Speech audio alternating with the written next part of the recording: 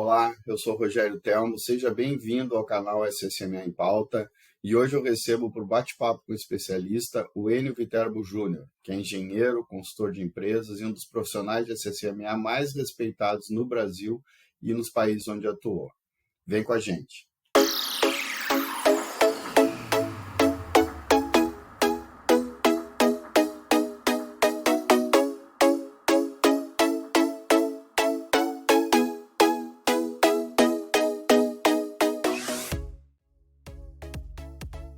Enio Viterbo Júnior é engenheiro mecânico pela Unesp, Universidade Estadual Paulista, engenheiro de segurança pela Universidade do Estado do Rio de Janeiro, tem mestrado em gestão de tecnologia da informação pela Universidade Federal Fluminense, MBA executivo pela Universidade Federal do Rio de Janeiro, mestrado em administração de empresas com foco em estratégia e organizações pela PUC, foi oficial de engenharia da Marinha do Brasil por 10 anos, diretor de saúde, segurança, meio ambiente e qualidade da Bayer por 18 anos, diretor corporativo de saúde, segurança e meio ambiente da Gerdau por mais de 8 anos, presidente do Comitê de Segurança e Saúde da World Steel Association em Bruxelas, na Bélgica, por 2 anos, diretor executivo da Viterbo Assessoria Empresarial Limitada por quase 7 anos, atuando em consultoria, suporte técnico e sustentabilidade, ESG, segurança e proteção, gestão de crises, BCP, preparação e resposta a emergências, gestão de riscos, e mentoria em liderança para a sustentabilidade.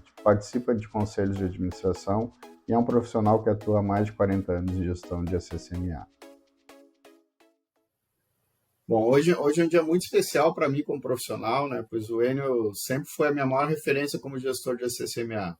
Eu tive a oportunidade de tê-lo como diretor na Gerdau, aprendi muito sobre gestão de SSMA naquela época, né? Então é uma grande honra, Enio, te receber aqui no nosso canal SSMA em Pauta. Obrigado, Rogério. A honra e o prazer é todo meu de estar aqui contigo, né? Um grande amigo que a gente fez naqueles bons tempos aí de Gerdau, numa época de muito progresso, né? Muito crescimento, muitos desafios e que juntos a gente foi vencendo um a um, né, Rogério? Então a gente guarda essa recordação aí com muito carinho da empresa. E é uma honra ter eu considero assim uma distinção a gente ter feito parte daquela história, né? Muito bacana mesmo. E queria te dar os parabéns aí pela iniciativa do canal, que é muito importante para a gente divulgar aí boas práticas e informações para toda essa comunidade de saúde e segurança tão carente de informações que somos, né? Legal. E justamente esse canal a gente criou com o objetivo de disseminar esse conhecimento, né, sobre, além de segurança, saúde, também qualidade de vida, né, meio ambiente, né, aos profissionais e a estudantes, né, que buscaram aí a formação e estão buscando a formação e pessoas que também têm interesse, né, sobre sistemas.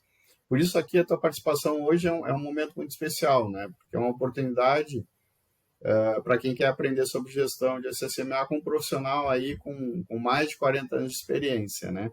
Eu escolhi a engenharia de segurança por 2 motivos, né? Uma principal que foi inicial, né, que foi mercado de trabalho. Eu sou formado em engenharia civil, me formei no sul do Rio Grande do Sul, na cidade de Rio Grande, pela Universidade Federal, onde naquela época, lá em 97, não tinha, né, grandes obras e para te criar uma carreira em cima da engenharia civil era mais complicado. E o principal motivo foi a influência que eu tive de um professor na universidade. A gente tinha uma cadeira sobre segurança do trabalho, o professor Melik Kuri, né, que além de professor universitário, ele era profissional em engenharia de segurança do Porto, em Rio Grande. Legal. Então, ele trouxe muitas experiências que na época me chamaram muita atenção, né, me despertaram para essa possibilidade de uma nova carreira. Então, aí fui buscar, né, a formação, enfim, e comecei, inclusive, a minha carreira no Porto, né? Comecei lá no Porto, em Rio Grande, onde fiquei por 5 anos. Foi uma experiência incrível, assim, né? Porque no Porto tem tudo que é tipo de atividade, né? Verdade. Desde movimentação de carga, produto químico, né, construção civil, enfim, tem de tudo, né? Naquela época acabei pegando bastante experiência com relação a isso. E conhecendo um pouco da tua história, a tua formação em engenharia de segurança, ela foi durante uma passagem que tu teve pela Marinha do Brasil, né? Exato. E aí a minha pergunta é em cima disso. Essa experiência na Marinha foi o que te despertou para fazer engenharia de segurança, Enio, e começar nessa carreira aí de muito êxito e sucesso que tu tem até A hoje? pergunta remete aí a mais de 40 anos atrás, né, Rogério? Então, eu lembro que quando eu me formei em engenharia mecânica, as primeiras NRs estavam sendo trabalhadas e publicadas, né? E aí também o mercado de trabalho sempre é muito difícil para quem está começando, né, se formando. Eu resolvi fazer concurso para o quadro de engenheiros navais da Marinha e entrar como oficial, e foi o que eu fiz. E então, em 79, lá no Rio de Janeiro, eu fiz o curso de adaptação ao oficialato e depois a gente foi distribuído, né? Os engenheiros da turma foram para diversas organizações. E eu fui para o Centro de Mísseis e Armas Submarinas da Marinha, que era a base mais moderna da Marinha, recém-construída, que era responsável por armazenar, testar e transportar torpedos, mísseis antissubmarino, míssil antisuperfície, míssil antiaéreo para os navios e tinha que manter toda essa rotina de segurança na área de armazenagem, né? E lá eu conheci o Carlos Roberto Coutinho, que era um engenheiro mais velha guarda ainda do que eu. Ele fez engenharia de segurança, então, na primeira turma que no Rio aconteceu na PUC Rio, assim começou no final de 78, terminou em 79, e ele me motivou a buscar essa formação, porque facilitava o nosso trabalho para ser desenvolvido de uma maneira melhor nessa atividade aí tanto de manutenção industrial, que eu tomava conta, quanto a armazenagem e movimentação aí de explosivos, né? De material perigoso. Material é classificado pelo Exército, que não pode circular em vias. Então, tinha toda a parte de legislação e tinha toda a parte de requisitos de controle de vida útil, né? Muito interessante. Aí eu fui fazer engenharia de segurança na UERJ, foi a segunda turma oferecida, e então me formei aí há 40, já se vão 42 anos. E sim, foi motivada aí pelo trabalho na Marinha, mas eu segui trabalhando então em manutenção, na parte de logística, e depois eu me transferi para construção naval, para a diretoria de engenharia naval, onde participei dos programas de construção de submarino, na época era tecnologia alemã, estão em uso ainda, e das corvetas, que foi um projeto desenvolvido aqui no Brasil mesmo, né? Uma parte também muito rica, de muita informação, e a segurança era um acessório só para a gente executar o trabalho de uma maneira segura, controlar a execução de montagens complicadas que a gente tinha a bordo, e a engenharia de segurança me ajudou nisso. Mas foi só em 89 que o mesmo Coutinho lá de trás da Bayer me chamou para ir para a produção de MDI lá em Belfort Roxo, na Bayer, e aí eu decidi sair da Marinha, me desligar, pedir demissão do oficialato e ingressei na Bayer como engenheiro de segurança. E para tomar essa decisão é difícil, né? Eu cheguei a consultar um amigo meu, que era gerente de uma grande empresa química, também a BASF, e o Antônio Roberto Gonçalves. Hoje ele tem um negócio de extintores, né? Ele faz projetos contra incêndio em grandes instalações e tem uma empresa de manutenção de extintores. E ele me deu muita força também, então a gente é muito grato a essas pessoas que nos orientaram no passado, né, Rogério? E posso dizer que a área me escolheu, vamos dizer assim, eu aceitei e sou muito feliz aí com a decisão até hoje. Legal, Enio. Eu acredito que a maioria dos profissionais que estão nos assistindo hoje, Enio, ou já fizeram alguma transição de carreira entre empresas, né? Ou em algum momento eles podem passar por isso, né? Que é bem comum na nossa área de SSMA. Inclusive no Rio Grande do Sul, a gente falava muito da dança das cadeiras, né? Os profissionais que mudavam entre as empresas. Então, Exato. né? Então, eu queria te perguntar como é que foram essas tuas transições de carreira, né? Entre essas organizações tão diferentes, né? Tu saiu da Marinha para a Bayer, com um processo totalmente diferente, culturas diferentes, da Bayer para a Gerdau, né? E o que tu levou de aprendizado de uma empresa para outra, de uma instituição para outra, e agora, né, como consultor, né, o que tu tem levado nessa tua carreira, assim, que gerou resultado significativo em instituições que tu passou e que é importante, de repente, dividir aqui com a gente para o aprendizado dos nossos ouvintes aí. Bacana a pergunta, Rogério. Na realidade, eu também não sou o melhor exemplo aí em transição, né? Eu acho que as transições que eu fiz foram muito significativas, mas foram poucas, né? A primeira foi com 10 para 11 anos de marinha, né? Saí da vida civil, da vida militar para a vida civil. O que você leva? Você leva disciplina, hierarquia, né? Respeito, todos esses valores militares, eles ajudam o teu desempenho aí como um cidadão, não tem a menor dúvida. E eu levei também experiência prática, né? De manutenção, experiência prática de montagens. Porque eu acredito que a gente consegue fazer diferença em segurança entendendo o trabalho como é executado lá na linha de frente, né? Então, o fato de eu ter ficado mais de 10 anos aí na linha de frente, quando você vai para uma área mais de apoio, você não perde esse hábito de ir até a linha de frente, né? Podemos chamar de Gemba aí, né? E na área conversar com as pessoas, ver quais são os problemas e encontrar soluções, né? Então, isso me ajudou a chegar na Bayer, né? Como eu te falei, o Coutinho tinha me convidado e a gente pegou uma época muito rica aí de geração de conhecimento na indústria química, por força do acidente de Bhopal. Foi lançado mundialmente o Responsible Care, que era um programa de melhores práticas de saúde, segurança e meio ambiente, segurança de processos na indústria química, e a Biquim lançou ele no Brasil.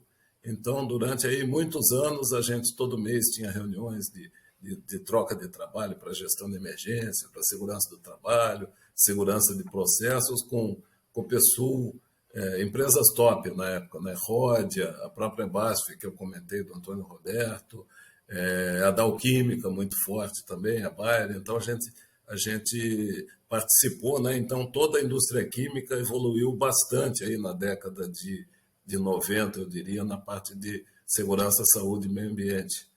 E eu fiquei na Bayer quase 20 anos e fizemos a integração de saúde, segurança, meio ambiente, qualidade e segurança patrimonial no ano 2000. Então, você vê, hoje tem empresas fazendo isso, a gente já tinha feito lá no passado, né? E a gente vai subindo também. Eu cheguei a diretor de saúde, segurança, meio ambiente e segurança, entende-se também segurança de processos e patrimonial. E na real, você parou de ter desafios e cuidava mais de rotina, né? Não tinham grandes desafios. Então, quando o convite da Gerdau veio, que era para assumir a direção de uma área que até então não tinha uma direção corporativa, eu trouxe toda essa bagagem, né, que eu tive, 20 anos de atuação, e já como diretor na Bayer, eu cuidava do Brasil inteiro, né, era responsável pelas unidades do Brasil, mais América Latina, do México para baixo. Então, tinha experiência internacional e experiência de receber os processos globais da Alemanha, né? Então, isso ajudou também bastante naquela época na Gerdau a desempenhar bem o papel de process owner. Ou seja, tentar entender a necessidade de cada país antes de chegar lá e impor goela abaixo coisas para serem feitas. Com isso, a nossa área, eu digo nossa porque você era dela também, ela teve muito reconhecimento na Gerdau e todo mundo, todos os países do mundo viam o nosso processo aí como aliado de resultados, né? Isso também foi muito bacana na época, né? Então, você vai sempre agregando, levando alguma coisa. Claro que já tinha muitas coisas boas na Gerdau, você lembra disso, só que ela estava crescendo muito, se espalhando muito. Você tinha que escolher as melhores práticas ou dar dão uma nova configuração a algumas poucas aí, de uma maneira global. Então, a gente trabalhando com a equipe de liderança fantástica que a gente tinha na Bayer, pessoal que eu aprendi muito lá, porque eu consegui pegar, eu fui para lá com 50 anos de idade, 51, consegui trabalhar com diretores aí que estavam na faixa aí de quase 60, né? E aprendi muito com eles. Era uma geração muito valorosa, que sempre entregava resultado, muito batalhadora e que tinha segurança como valor no coração e no dia a dia, né? Então, isso acho que facilitou muito o nosso trabalho lá na Gerdau.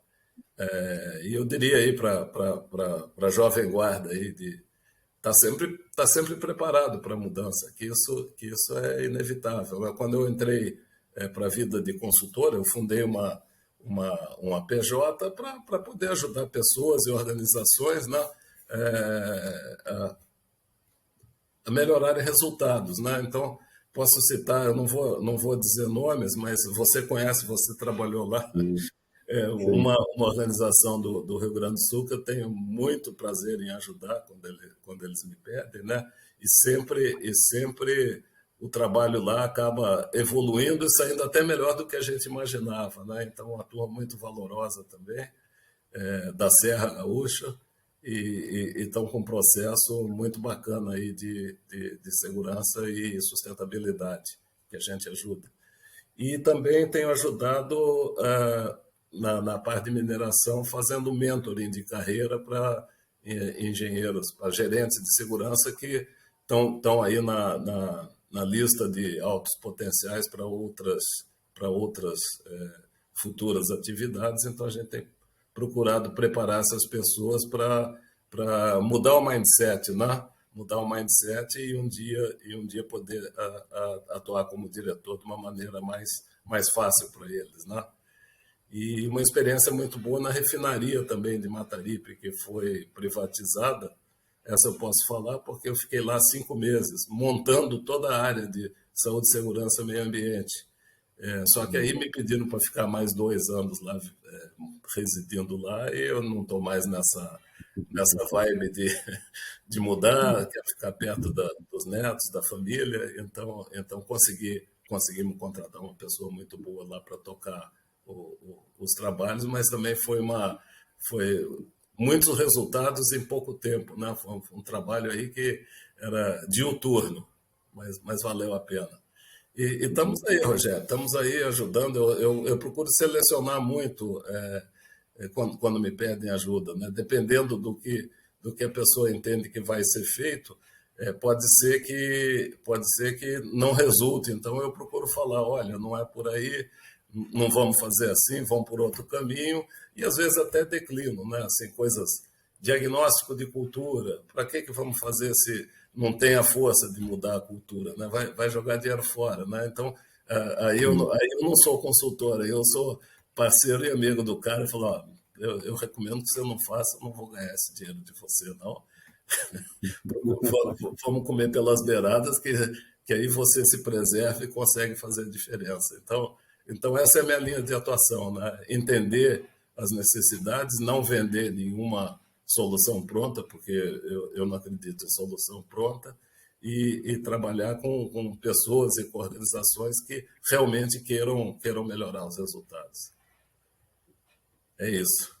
Bom, eu entendo que todos os processos acabam evoluindo, né, através de novas tecnologias, metodologias, né, até os próprios aprendizados que a gente tem, né, ao longo do tempo aí. Eu tenho hoje aprendido muito sobre a utilização de metodologias ágeis, né, no planejamento, né.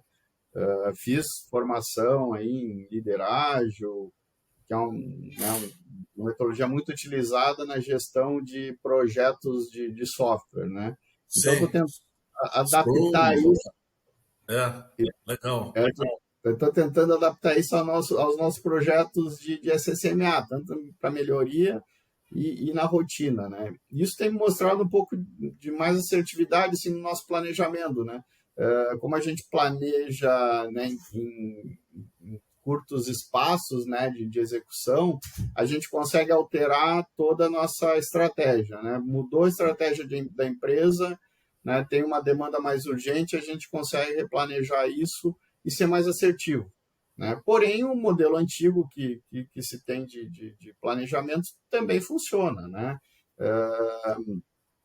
Dentro desse contexto, eu tenho observado em empresas, né, que utilizam estratégias aí alinhadas ainda a conceitos antigos, né, como a pirâmide Bird, English, né, na pirâmide de desvios, né, e cada profissional define a estratégia e aplica essas metodologias que fazem sentido para o modelo de gestão e para a cultura, né, da empresa, o nível de maturidade, né, em segurança, né. Com base nessas tuas experiências, essas estratégias de gestão que a gente aplicava no passado e tu, né, e tu viveu isso muito mais que eu, né, ainda servem para a gente ter resultados eficazes e consistentes em segurança nesse momento, na nossa atualidade? Rogério, a pergunta é excelente, né? E eu diria o seguinte: depende muito do estágio onde a empresa se encontra, né? Se é aquele mato alto, vamos dizer assim, e muita coisa que precisa ser feita ainda, pega aí usina sucroalcooleira, alguma coisa intensiva de mão de obra, com baixa complexidade e com muita falta de patronização, falta de dispositivo de proteção. Então, para levar para um primeiro patamar, você ainda precisa aí de organizar a casa, né? Muita coisa, trabalhar muito em medidas de engenharia, barreiras de proteção, em estabelecer procedimentos mínimos aí e simples, mas estabelecer procedimentos e trabalhar aí em capacitação da força de trabalho, né? Isso vai te levar para um nível de resultados. E agora, quando você quer avançar nesse nível de resultado, você ainda tem potenciais altos aí de alta severidade, alta gravidade que podem ocorrer, você precisa estar aberto aí. Chamam de novas visões, mas não são tão novas assim, que já tem autor aí que está há 20 anos falando sobre isso, né? Mas no passado a gente acreditava em qualquer bobagem, né? Você citou algumas aí. E a gente acreditava assim, sem ver, porque engenheiro de segurança, engenheiro gosta ali da tabelinha, gosta da figurinha, gosta de enquadrar aquilo, e acreditava que se você trabalhasse na base da pirâmide, você ia evitar uma fatalidade lá em cima. Mas hoje a gente sabe que não é assim, porque tem causas e causas, né? Então, aqueles chamados CIFs, ou, potenciais acidentes que podem causar lesão incapacitante permanente ou fatalidade, ele tem causas diferentes do cara torcer um pé ou de um acidente sem menores consequências, aí, sem maiores consequências. Então, e você não consegue trabalhar uma base enorme, né? Você tem que focar, a liderança tem que focar naquela fatia ali que pode pegar o andar direto ali do quase acidente direto para a fatalidade, né? Então, são todas estratégias que tem aí 7, 8 anos, algumas 10, que a gente tem que ir agregando. Então, mas vai depender do estágio de cultura da organização. O mingau é quente, você vai ter que comer pelas beiradas, não vai conseguir mudar tudo ao mesmo tempo, né? Então, você vai ter que priorizar, pegar aquelas coisas de risco mais elevado e ir implantando 2, 3 práticas ou processos novos por ano aí, até e o sucesso dessa implantação te valida como gestor, valida a equipe de segurança como parceiro, e você pode ir colocando mais coisas, mas aquela base da chamada segurança 1 tem que estar pronta, você não vai construir nova visão em cima do inexistente, né? Então, depende muito aí do estágio onde cada organização se encontra. Mas o recado que eu daria aí para a turma é que estejam abertos, estudem, novas visões aí são necessárias, né?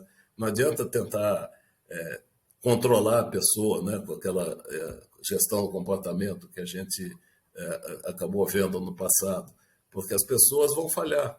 Não, é líquido e certo que elas vão falhar. Então, o que a gente precisa é de construir capacidade para que, mesmo no caso de falha, essa falha não se transforme aí em lesão para as pessoas. Então, é outro nível de desafio, né? Mas ele é construído a partir de uma base que já foi bem estabelecida, Rogério. Legal. Isso é um tema, né? Eu entendo também que a capacitação, o conhecimento, a gente, né, ler coisas novas, procurar novas práticas é fundamental para que a gente mude o mindset aí desse time, né, de SSMA, que infelizmente ainda, né, nossos colegas ainda tem alguns colegas ainda que tem essa visão ainda um pouco distorcida de como fazer prevenção, né? Então, Verdade, Rogério. Talvez tenham trabalhado só em empresas que tinham muito de maturidade muito baixa e aí levam o sucesso dessa abordagem para outras que talvez não estejam precisando mais de que a gente insista nisso, né? Então, está sempre aberto e não invalida nada, né? Tudo aquilo que a organização andou até lá está construído e a gente sabe quantas gotas de suor aí, às vezes até sangue a gente derramou para chegar naquele ponto, né, Rogério? com certeza.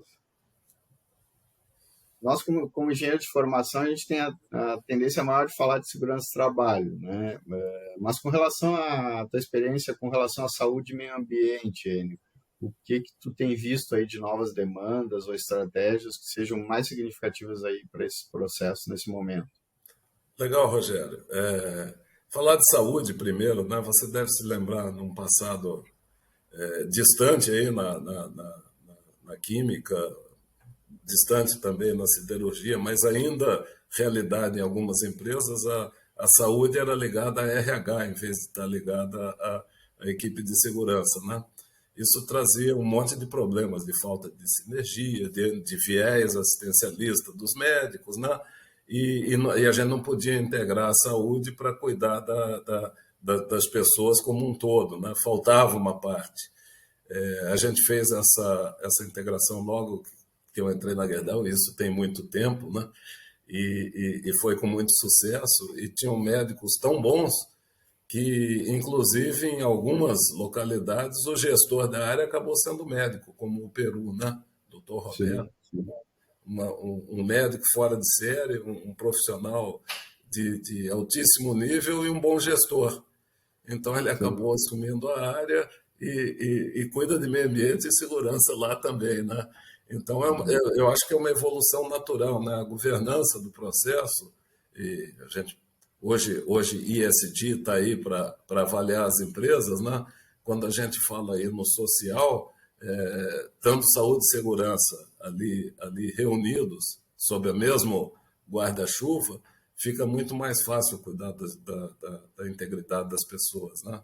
Sem falar aí, com a pandemia, a gente viveu muito estresse, né? Todo mundo se estressou muito, porque primeiro, não sei se eu vou manter meu emprego, se eu vou ter dinheiro para pagar as contas no fim do mês, né?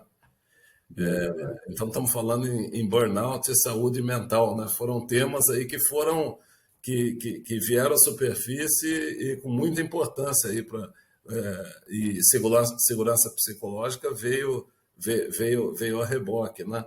Como é que a gente vai trabalhar numa empresa se a gente não tem aquela segurança de falar o que a gente pensa e saber se não vai ter represália, né? Então, tudo isso veio à tona.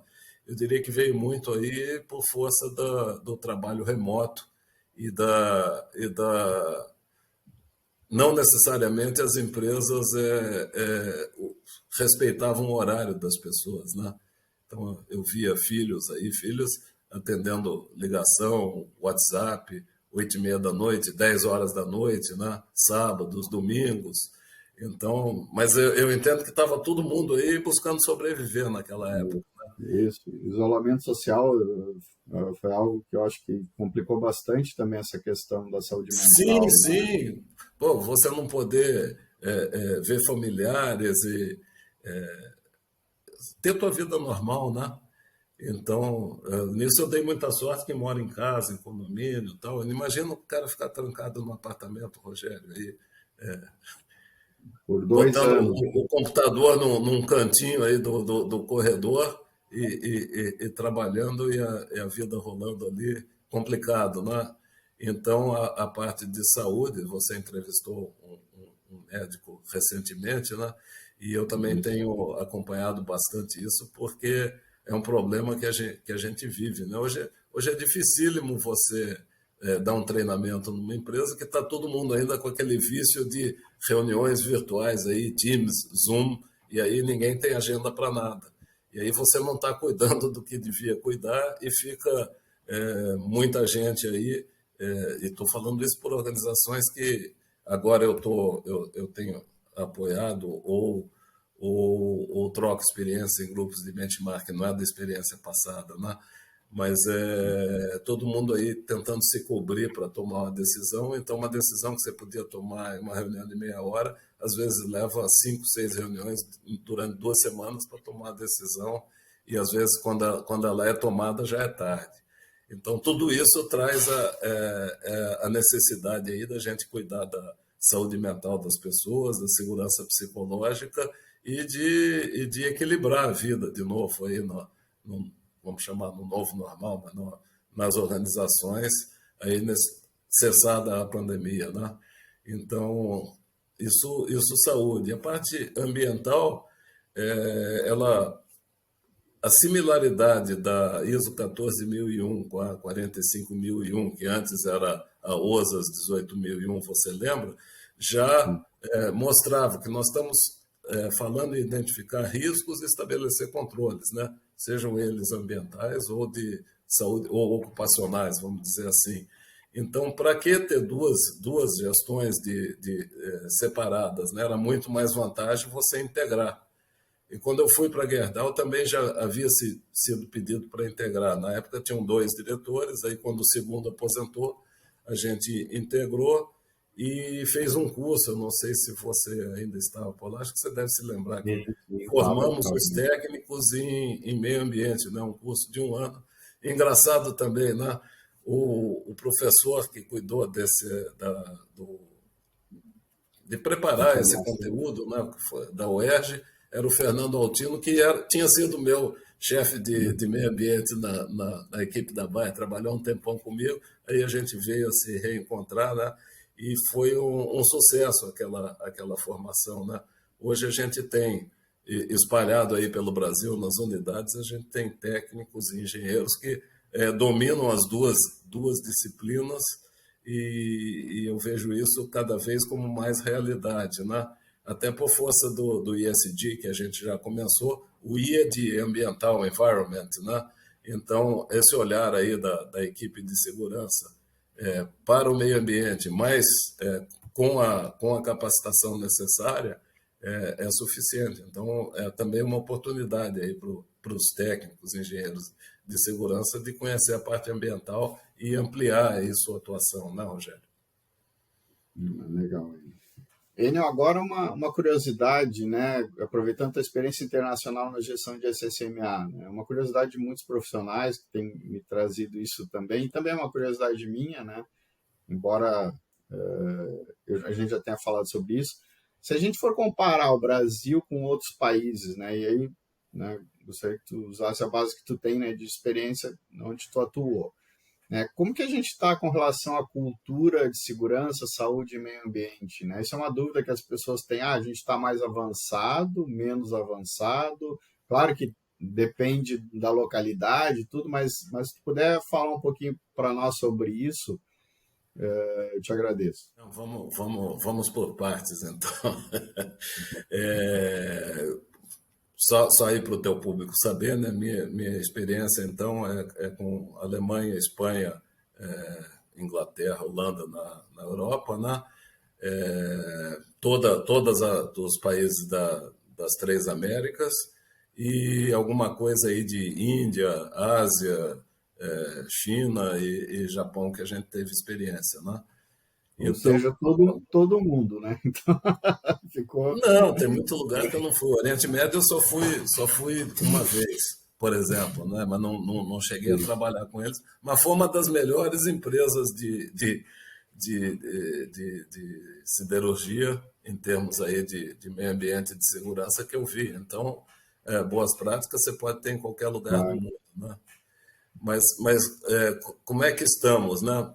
O Brasil, por força de ter regulamentada a profissão de segurança do trabalho, eu diria que isso forneceu uma base melhor do que do México para baixo, à exceção do Chile, que é muito boa também, é comparável à nossa, né? Então, a gente estaria, assim, num nível acima dos colegas da Latinoamérica. Canadá é muito forte por força da mineração, né? E muito forte em questões sociais também, né? Então, quando eu estava na Bayer ainda, que eu era do Comitê Américas, a gente via que o Canadá ele tinha uma cultura assim mais forte em segurança do que nos Estados Unidos. Mas depois, na siderurgia, a gente viu que isso dependia também muito da liderança e da cultura local, né? Então, tinham usinas que eram excelentes e tinham outras que estavam muito longe disso também, né? Mas o segredo para você comparar diversos países, que tem um autor holandês, chama Geert Hofstede, ele fala sobre dimensões culturais. Ele fez um estudo para uma multinacional americana que estava presente no mundo todo, que queria saber a mesma pergunta que você me fez, né? Como é que era isso? E aí o Hofstede ele percebeu que nessas 6 dimensões, por exemplo, vou te dar uma delas, individualismo ou coletivismo. O americano é mais individualista, tá? O japonês é mais coletivista. Então, por exemplo, você pegar um programa de CCQ, de coletividade, Círculos de Controle de Qualidade, lá do passado, e tentar implantar numa cultura de país que é mais forte que a cultura organizacional, que é individual, não vai dar certo, né? Então, o segredo é você dar os OKs para essas organizações de outros países que fazem parte da tua organização e ser mais flexível aí nos comos, porque senão o troço entra engessado e não vai dar certo, né? Só que aí é uma questão muito pessoal, né? Eu vejo a cultura americana aí muito positiva em algumas coisas que a cultura brasileira não é, por exemplo. Mas a gente tem que trabalhar aqui no Brasil dentro do que a gente tem. Então, eu diria que a gente tem, tanto na química quanto na siderurgia, e vou te dizer também no refino, a gente tem organizações que não devem nada para organizações aí no chamado mundo desenvolvido, né? Mas, por outro lado, em organizações ainda incipientes em cultura organizacional e de segurança, a gente fica um pouco mais distante aí desses países aí do hemisfério norte que eu te falei. Em relação do México para baixo, aí a gente estaria acima, mesmo do México, tá? Que também tem boas empresas com bons programas de segurança. Agora, para a siderurgia, eu posso te dizer, ó, você tem a Tenaris na Itália, excelente, tem a Ternium no México, excelente. Aqui a gente tem a Gerdau e vou dizer a Mittal, mas a Mittal está no mundo todo, né? Mas tem práticas muito boas. Nos Estados Unidos tem a Nucor, né? E na Espanha a Sidenor, que chegou a pertencer aí do grupo Gerdau, que eles saíram, perceberam que podiam crescer muito em segurança. Em 5 anos, eles saíram num nível de resultado europeu, vamos dizer assim, que não liga muito para a segurança, para a referência da World Steel em segurança na Europa. Então, hoje o pessoal faz benchmark lá, porque eles viram que era bom, tem uma cultura de país forte, tem uma cultura organizacional positiva, e aí avançaram em segurança e meio ambiente de uma maneira consistente, né? Mas a evolução cultural, ela demora, né? Você não muda aí da água para o vinho. É degrau por degrau, passo a passo, e tem que ser um projeto muito bem estruturado. Por isso que eu já comentei aí que, às vezes, eu fujo disso, porque você tem que se dedicar aí 5, 6 anos num projeto de transformação para ele vir a colher os frutos, né, Rogério? Então, diria para a turma ficar tranquila, o Brasil não está mal, mas algumas coisas aqui não acontecem como deveriam acontecer por força da nossa cultura enquanto sociedade, que a gente tem muito que evoluir ainda. Sim, com certeza. E diferentes culturas também dentro do país também, né? O nosso país é muito grande, né? Então, Tem, claro, você vai numa organização em Minas Gerais, numa usina em Minas, você tem que tratar de outra maneira do que tratam aqui no Rio Grande do Sul, por exemplo, e diferente do que trataria em Pernambuco, né? E mesma coisa nos Estados Unidos, cada estado ali tem suas particularidades. isso. Por isso que é importante que tu falou lá no outro, num outro momento da nossa conversa de adaptar as realidades, né? As práticas às realidades, né? Eu tive essa experiência também de trabalhar em empresas, né, que tinham diversas unidades espalhadas pelo Brasil, na Argentina, e o que a gente via era isso, né? Levar uma prática, por exemplo, para o interior da Bahia era totalmente diferente de levar lá para Buenos Aires, na Argentina, ou no Verdade. próprio país aqui para o Rio Grande do Sul ou Santa Catarina, né? Então, essas adaptações são importantes, né? Os profissionais de SSMA terem isso em mente, né? Que uma prática, ela não necessariamente ela vai ser boa em qualquer lugar, né? Eu vou ter que fazer uma piada sobre isso aí, Rogério, até para o teu público, né? O que eu vejo mais em grupo de benchmark é alguém pedindo, me vê você não tem uma planilhinha aqui para eu copiar e colar e implantar na minha organização, né? Mas não vai dar resultado, gente. Isso Salvo aí. raras exceções, você tem que analisar todo o contexto, né? Você pode mandar só para o cara ter uma ideia, né? Agora, copiar e colar não vai dar certo, não. Não funciona, né?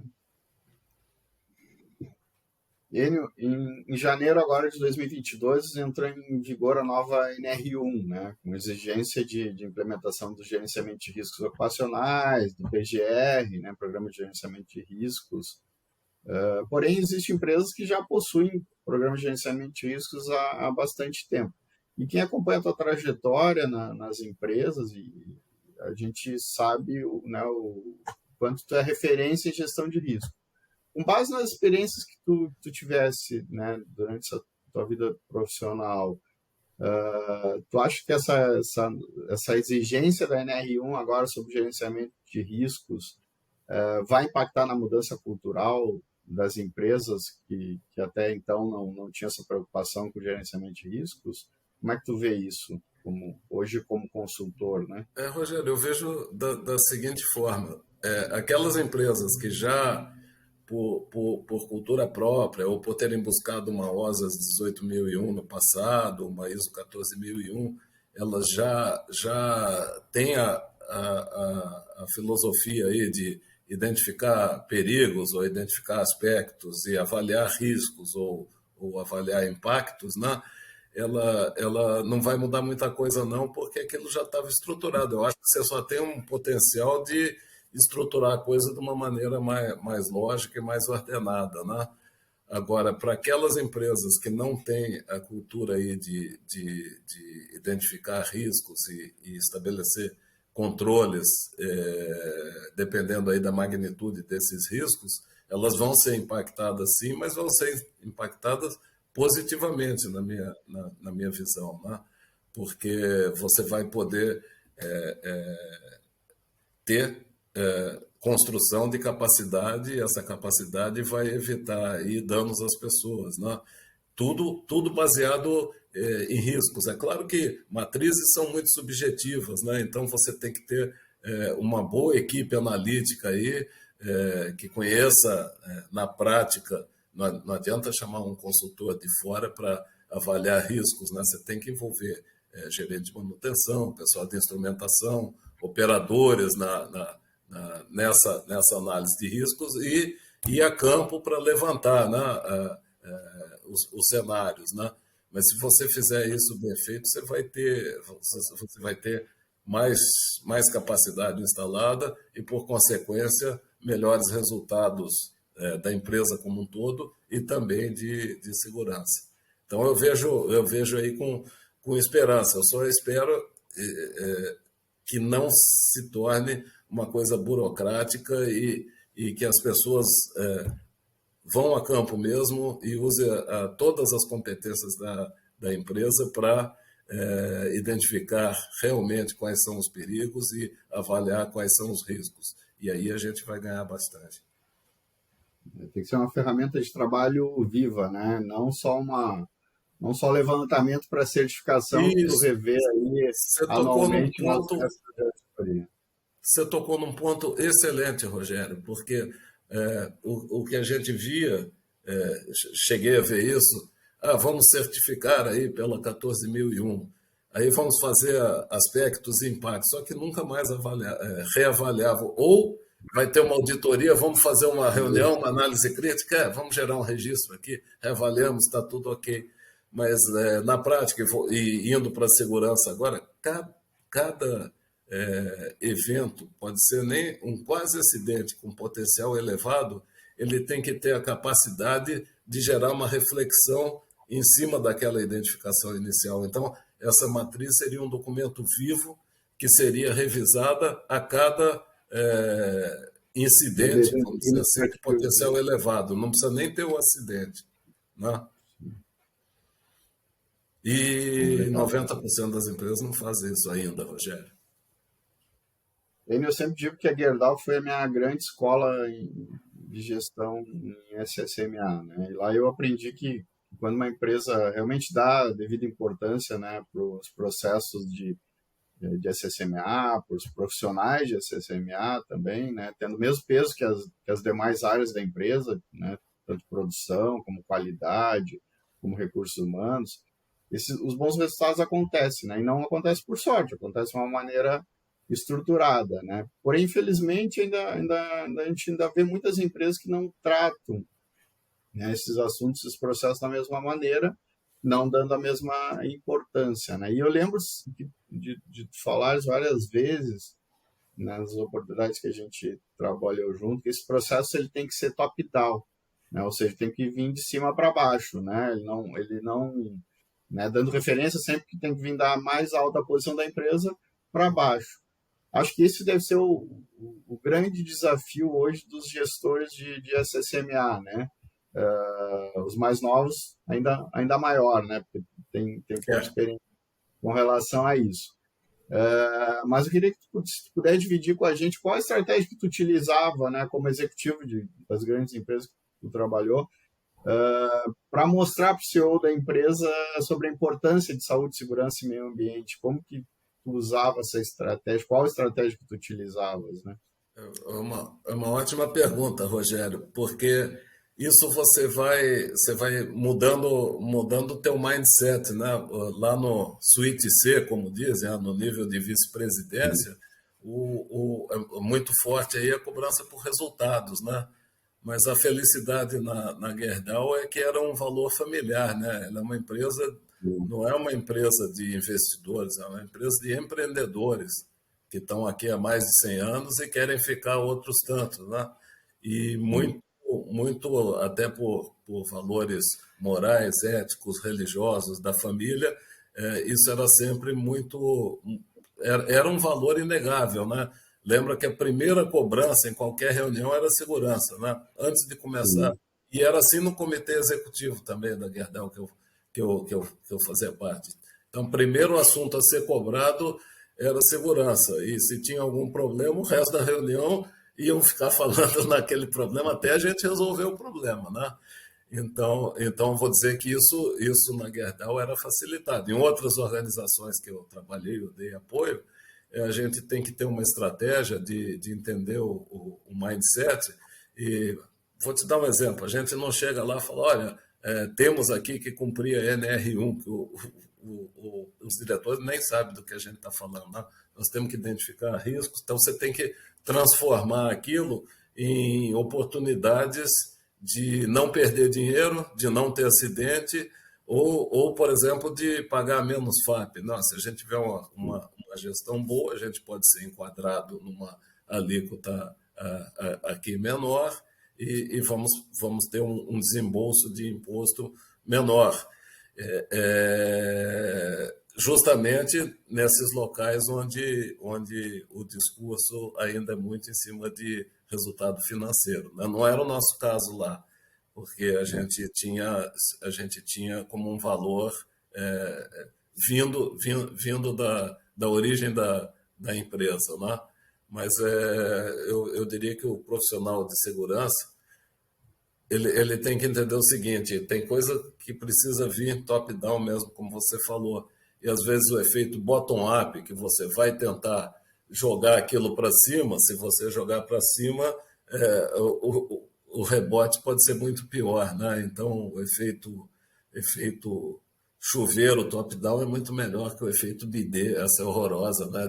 De bottom-up, porque com poucas exceções, se você não souber ir no ponto nevrálgico, né? O ponto nevrálgico é bolso, normalmente, não é o que mais dói, né?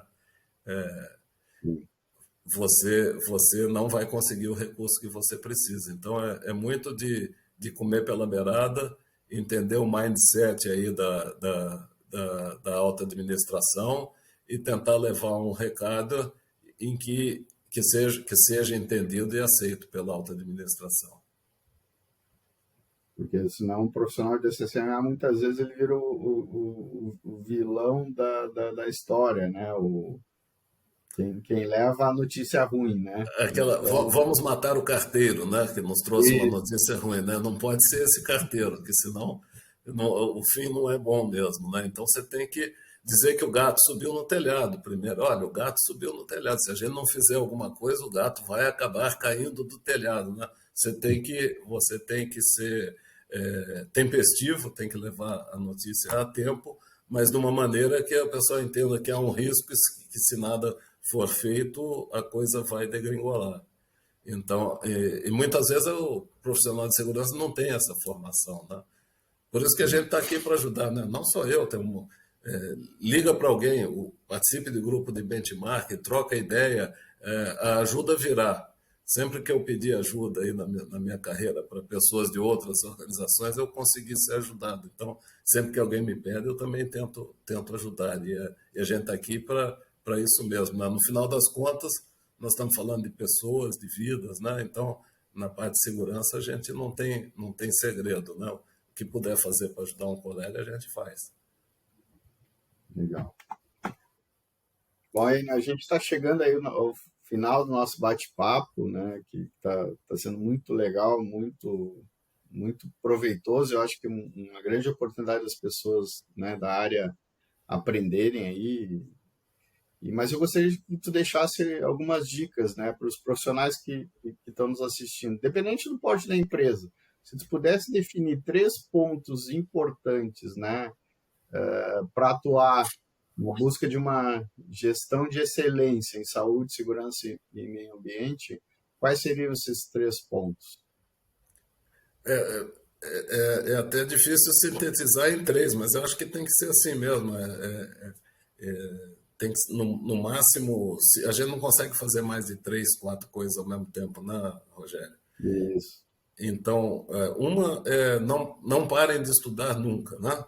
Cada dia a gente tem novos papers sendo produzidos, né? E quando você vê um paper, é um estudo científico que foi aplicado, que tem toda uma metodologia e que trouxe um resultado, né? Não é uma opinião que alguém chega lá e escreve em 15 minutos. É uma coisa que foi testada em campo aí durante 2, 3 anos e a base de conhecimento vem aumentando muito. Então a gente não pode parar de estudar nunca. Tem que ser igual médico. O médico estuda durante toda a carreira dele. Na engenharia de segurança tem que continuar estudando. E aproveitando essas boas coisas, essas boas novidades que estão vindo aí, dentro da realidade de cada organização. Ele tem que saber selecionar e adaptar, né? Outra fundamental esse ponto, né? Envolver as pessoas da linha de frente, né? Então, quando a gente quer fazer a diferença, a gente tem que ir para a área, conversar com as pessoas, ter a mente aberta para simplificar o processo. Lembra quanto procedimento a gente cancelou Sim. ou deixou mais simples aí no nosso tempo, né? Isso é contínuo, né? Poxa, mas era tão bacana, fui eu que escrevi. Paciência, pergunta para a pessoa que está executando a tarefa, né? Eles têm essa capacidade aí de atuarem com múltiplas prioridades em cima, diversas pressões, e estão sempre tendo que encontrar a melhor maneira de fazer as coisas. E, eventualmente, essa melhor maneira não é mais como está escrito, né? Então, temos que revisar constantemente e aproveitar esse conhecimento da linha de frente, né, Rogério? E simplificar processo, eu falei, né? E revisar e atualizar a base de risco, né? Aquilo a gente já tinha comentado, mas é fundamental. Não esqueçam de trabalhar constantemente. Às vezes,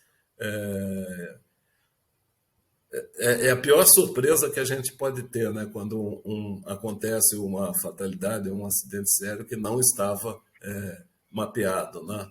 Então, não vamos esperar isso, né? Vamos pegar os incidentes de alto potencial, vamos sempre revisar a nossa base de riscos, e na hora de estabelecer medidas de controle, volta para a área e conversa com as pessoas e arruma uma solução que seja realmente comprada pelos operadores, que seja trazida por eles em muitos casos, né? Então, essas três coisas: não parar de estudar, revisar constantemente base de risco, envolver linha de frente aí na solução e na simplificação dos processos. Enio, quero muito agradecer a tua participação aqui no canal, né, o carinho, a amizade, a consideração que tu sempre teve por mim, né? Mesmo depois, né, que a gente deixou de trabalhar na mesma empresa juntos, né, tu sempre foi um parceiro aí, um amigo que me ajudou bastante aí, tirar dúvidas, né? Participou com a gente lá do G20, quando eu fui coordenador, então tu sempre esteve muito disposto a estar junto e me ajudar, e por isso que eu trouxe esse agradecimento especial. E tenho certeza que esse vídeo aqui ele vai contribuir muito para o aprendizado dos profissionais da nossa área, né, de saúde, segurança e meio ambiente, né, em função de toda a tua experiência, né, e do respeito que as pessoas e que as empresas têm por ti. Foi muito honroso te ter aqui. Agradeço demais a tua participação aqui com a gente. Obrigado. Rogério, eu que agradeço o convite. É sempre um prazer estar junto contigo, né? Na vida, a gente acaba fazendo amizades por onde a gente passa, né? E se algum resultado a gente conseguiu na Gerdau, na Bayer, vamos falar da Gerdau, que a gente trabalhou junto, né? Foi porque tinha uma equipe fantástica aí, e o trabalho aqui nosso de liderar é colocar as pessoas para colaborar e conseguir que elas realizem o potencial delas, né? E aí dá uma satisfação muito grande, né? Então, posso dizer que era uma satisfação muito grande liderar uma equipe competente, amiga e unida como a nossa lá na Gerdau, né? E tendo como parceiros aí uma equipe de liderança ali dos processos também fantástica, sensacional e vencedora, né? Então isso fica marcado, né? E a gente pode levar essa experiência toda aí para ajudar outros, né? A gente foi ajudado no passado, hoje nós estamos na obrigação de ajudar os colegas, né? Parabéns aí pela iniciativa, Rogério. Conta comigo sempre, tá? Sucesso aí, tá, meu amigo? E não some, não. Não, tá joia. Muito obrigado. Obrigado eu. E aí, pessoal, gostaram desse vídeo? Então se inscrevam lá no nosso canal, ative o sininho, deixe um like, comente se gostaram e compartilhem para a gente conseguir disseminar todo esse conhecimento. Eu subo vídeos no canal todas as semanas. Obrigado e até uma próxima.